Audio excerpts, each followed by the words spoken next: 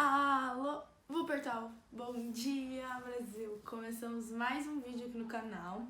Semana passada a gente não teve vídeo por motivos de... estava viajando. Então se você me acompanha no Instagram, você viu que eu tava viajando. Então eu acabei não conseguindo nem editar os vídeos da viagem e nem fazer um vídeo novo. Então acabou que não teve vídeo semana passada. E se você ainda não me segue no Instagram, corre lá me seguir, @stephanie.volski, que por lá eu sempre tô postando as fotos e as coisas da viagem, tudo em primeira mão. E depois de quase 3 meses de férias, muitas viagens, acho que já estou um pouquinho mais experiente no assunto. E acho que posso falar um pouquinho mais sobre isso com propriedade, porque foram coisas que eu já vivenciei. Então vou compartilhar um pouquinho pra vocês sobre as minhas experiências e o que eu acho das companhias low cost aqui da Europa. Existem diversas companhias. Eu já viajei com a Ryanair, que é a mais conhecida, assim, quando se pensa em companhia low cost, é a primeira que vem na cabeça. Eu já viajei de Eurowings e já viajei de Wizz Air. Então foram essas 3 que eu tive experiências, mas tem muitas, depende pra onde você vai, porque cada uma é específica mais pra uma região. Até mesmo aqui na Alemanha, por exemplo, tem voos que eu consigo ir de Düsseldorf pra esse lugar, mas eu não consigo ir de Colônia pra lá, ou vice-versa. Então, cada companhia aérea tem o seu trajeto já específico e você tem que ver se tem alguma pra algum lugar que você tá indo, porque vale super a pena viajar com elas, porque elas são bem mais baratas que as companhias normais. Entretanto, tem algumas coisinhas que a gente acaba perdendo por optar por viajar com essas companhias low cost. A primeira delas é a mala. Creio eu que na grande maioria delas você não pode levar uma mala. Antigamente você até podia levar uma mala, hoje você só pode levar uma mochila. A questão do tamanho quanto a questão do peso variam de companhia para companhia, então você sempre tem que estar atento. Porque, por exemplo, se você for com uma companhia até lá, por exemplo, fui para algum lugar com a Eurowings. A Eurowings permite que eu leve uma mala um pouquinho maior. Agora, se eu for voltar de Ryanair, a Ryanair já não me permite voltar com a mala do tamanho da Eurowings, então eu teria que pagar por essa mala. Então sempre fiquem atentos com a regra da companhia em questão da mala, porque se você for com uma mala maior ou uma mala ou mais de uma mala, ou uma mala fora do padrão, eles podem te cobrar. Só que assim, existem exceções, eu vou compartilhar as minhas experiências. Todas as vezes que eu viajei de Ryanair, eu viajei com uma mala maior do que o tamanho permitido, e eu nunca fui cobrada por isso. Eu não sei se eu tive sorte ou o que, mas todas as vezes eu viajei com mala maior. Não recomendo que vocês façam isso porque pode acabar dando errado. Um dia eles podem acabar me parando e falando vamos medir sua mala. E ela vai acabar passando do tamanho e eles podem me cobrar 25 euros por causa disso. E eu também sempre viajo com 2 malas, embora eu só possa levar uma. Na verdade, eu viajo com uma mochila de costas e uma bolsinha pequenininha. Teoricamente, eu não poderia viajar com as 2, eu teria que viajar só com uma.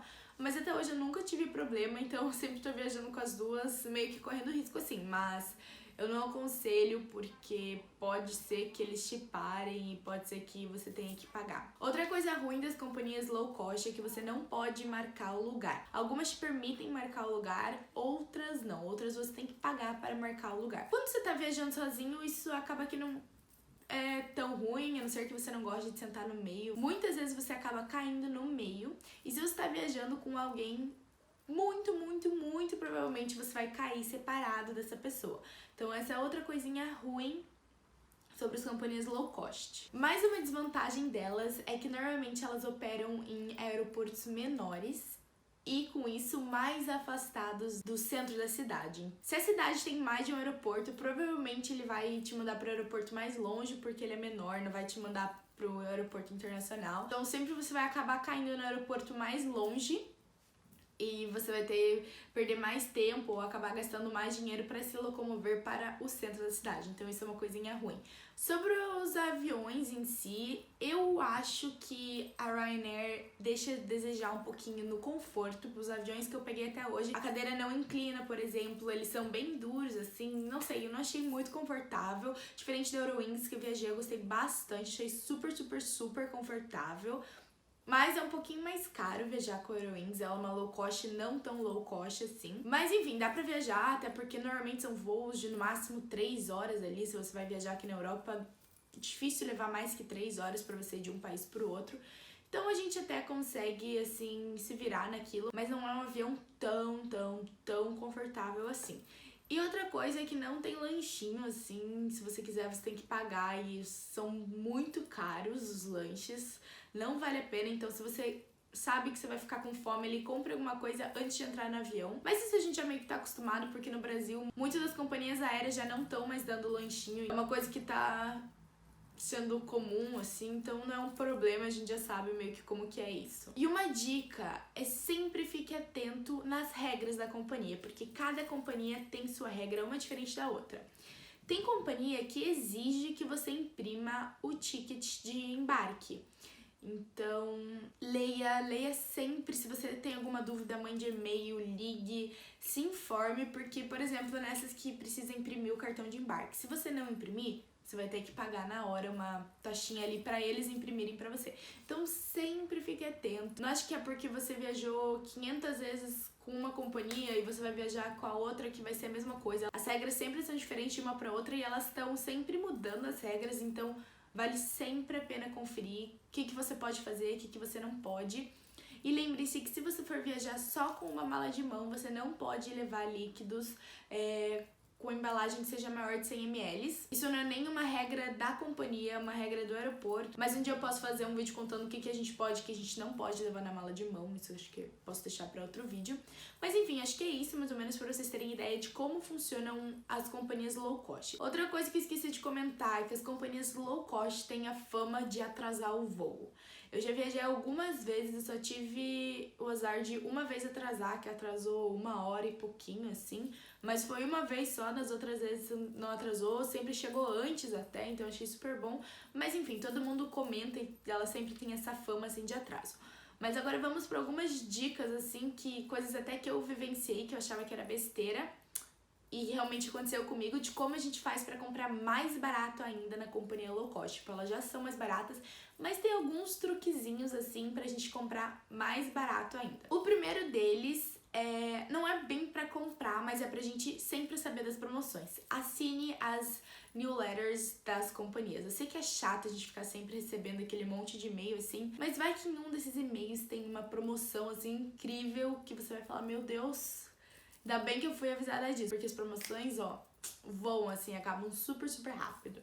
Então é mais uma dica assim pra gente sempre estar recebendo as notícias da companhia e a gente acabar achando uma passagem barata mais fácil. Mas agora vamos para a primeira dica. Viaje durante a semana. Se você tem disponibilidade de viajar durante a semana, a passagem vai sair mais barata do que ir numa sexta, por exemplo, voltar num domingo. E também viajar no período da manhã, tipo 6 da manhã, do que 2 da tarde. Vai sair mais barato, tanto você viajar durante a semana quanto você viajar num horário ruim, assim, ou bem de manhã ou bem de noite.